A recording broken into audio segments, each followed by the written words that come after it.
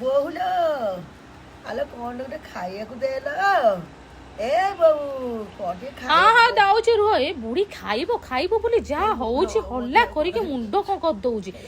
କେମିତି ମାସେ ପୁରିବ 4 ଦିନ ଗଲେ ଲ ମା, ଆଉ 4ଟା ଦିନରେ କେମିତି ବଡ ପୁଅ ପାଖକୁ ପଠେଇଦେବି ଏ ବୁଢୀକି ମୋ ଜଞ୍ଜାଳ ମୁକ୍ତ ହେବି ମୁଁ। ନିଅ ନିଅ ଖାଇବ, ଧର ନିଅ ଧର। ଆଲୋ କଣ ଗୁଡ ରୁଟି କିଲୋ, ଜର କେମିତି ଖାଇ ଭାତ ରୋଷେଇ କରୁନୁ କି? ଜର ହେଇଛି ଆଡୁ ଭାତ ଦେବି ତମକୁ ଖାଇବାକୁ, ଜଣା ପଡୁନି ନାଇଁ ଆଉ କଣ ଆଉ କହିବ। ପାଟିକି ଭଲ ଲାଗିବ। ଭଲ ଲାଗୁ ନ ଲାଗୁ ଖାଅ, ଜର ହଉଛି।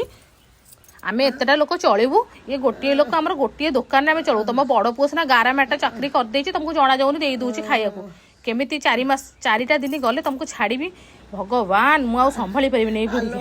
ତୁ ଏକଥା କହୁ, ତୋ ଶ୍ୱଶୁର ଯେତେବେଳେ ମାସକୁ 85 ଟଙ୍କା ଆଣେ, 2 ପିଲା ଚଳେଇ ପୁଣି ଏତିକି ତମକୁ ଦଉଥିଲା ନାଇଁ ତାକୁ? ସିଏ ତ କାହିଁ କୋଉଦିନ କହିନି କଥା, ତମେ କେମିତି ଜଣେ ଲୋକ ତ ବୋଲି ଏମିତି କହୁଚଲ? ହାଇଲୋ ଇଏ କି କଥା କହୁଛୁ କହିଲୁ? ବୋହୁ କେମିତି ଖାଇଲ, ବାନ୍ତି ଲାଗୁଛି ଦେଖିଲେ। ଖାଇଲେ ଖାଅ ନହେଲେ ନାହିଁ। ଔଷଧ ପତ୍ର କିଛି ଆଣିପାରିବେନି। ପୁଅର ଟ୍ୟୁସନ ଦରମା ଦିଆ ହବାକୁ ନାହିଁ, ସ୍କୁଲ ଦରମା ଦିଆ ହବାକୁ ନାହିଁ। ଆମେ 3-3ଟା ପିଲା ଛୁଆ ଚଳିବୁ, ତମକୁ ପୁଣି ତା ଦେହରେ ପୋଷିବୁ। ସେଇଆକୁ ଖାଇଲେ ଖାଅ ନହେଲେ ନାହିଁ।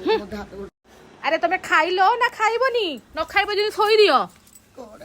ଏତେ ନୋତକ ବୁହା ହଉନି। ଯାଇକି ତମ ବଡ ପୁଅ ବୋହୁ ପାଖକୁ ଗଲେ ସବୁ ରଙ୍ଗ ଢଙ୍ଗ ଦେଖେଇବ, ମୋ ଆଗରେ ରଙ୍ଗ ଢଙ୍ଗ ଦେଖାଅନି। ଖାଇଲେ ଖାଅ ନହେଲେ ଚୁପଚାପ ହେଇକି ଶୋଇପଡ।